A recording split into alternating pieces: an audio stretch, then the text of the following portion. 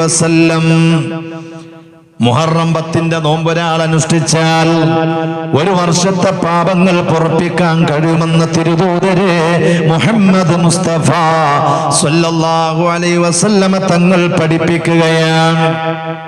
രണ്ടാമതോ മുഹറം 9-നും 10-നും നോമ്പ് നോൽക്കണേ. മുഹറം 9-നും നോമ്പ് നോൽക്കാനുള്ള സാഹചര്യം നമ്മൾ കഴിഞ്ഞ വെള്ളിയാഴ്ച നമ്മൾ ഓർമ്മപ്പെടുത്തി. മുത്തുനബി മദീനയിൽ വന്നപ്പോ യഹൂദികൾ നോമ്പ് നോറ്റ് കണ്ടപ്പോൾ എന്തിനാണ് യഹൂദികൾ നോമ്പ് അനുഷ്ഠിച്ചത്? മൂസാ നബിയോടുള്ള നന്ദിയാണ്.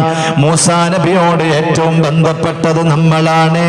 അതുകൊണ്ട് യഹൂദികളോട് എതിരാവാൻ, അവരുടെ ആരാധനയിൽ വ്യത്യാസം വരുത്താൻ മുഹറം 10-നും മാത്രമല്ല മുഹറം 9-നും കൂടി നമുക്ക് നോമ്പ് നോൽക്കണേ. ഹബീബായ തങ്ങൾ പറയുന്നു, സൂമു അത്താസിയ വൽ ആശിറ വലാ തുശബ്ബിഹു ബിൽ യഹൂദ്. മുഹറം 9-നും 10-നും നിങ്ങൾ നോമ്പ് നോൽക്കണേ. യഹൂദികളുടെ ആരാധനയോട് നമ്മുടെ ആരാധന യോജിച്ചു വരാൻ പാടില്ല. യഹൂദികൾ മുഹറം 10-നാണെങ്കിൽ നമ്മൾ മുഹറം 9-നും കൂടി നോറ്റ് അവരോട് എതിരാവണം. മുഹമ്മദ് മുസ്തഫ സ്വല്ലല്ലാഹു അലൈഹി വസല്ലം. അപ്പൊ യഹൂദികളുടെ ജീവിത ശൈലിയോട് എപ്പോഴും നമുക്ക് എതിരുണ്ടാവണം എന്ന് പറഞ്ഞാൽ നമ്മുടെ ആരാധനയും നമ്മുടെ പ്രവർത്തനവും അവരുടെ പ്രവർത്തനം പോലെ ആവരുത്. അതുകൊണ്ടാണ് ലോകത്തിന്റെ നേതാവ് തങ്ങൾ പറഞ്ഞത്, അല്ലാഹുവിന്റെ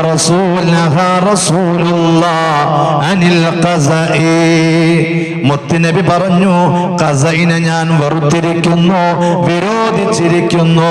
എന്താണ് ഖസ? മുടിയുടെ അല്പഭാഗം സൈഡിൽ കട്ട് ചെയ്ത്, അല്ലെങ്കിൽ ചില ഭാഗത്ത് മാത്രം ക്രോപ്പ് ചെയ്ത് യഹൂദികളെ പോലെ ജൂതന്മാരെ പോലെ മുടിയാക്കരുത്. അത് ഞാൻ ഇഷ്ടപ്പെടുന്നില്ല. അങ്ങനെ ചെയ്യുന്നവന് അവൻ യഹൂദികളുടെ പ്രവർത്തനമാണ്.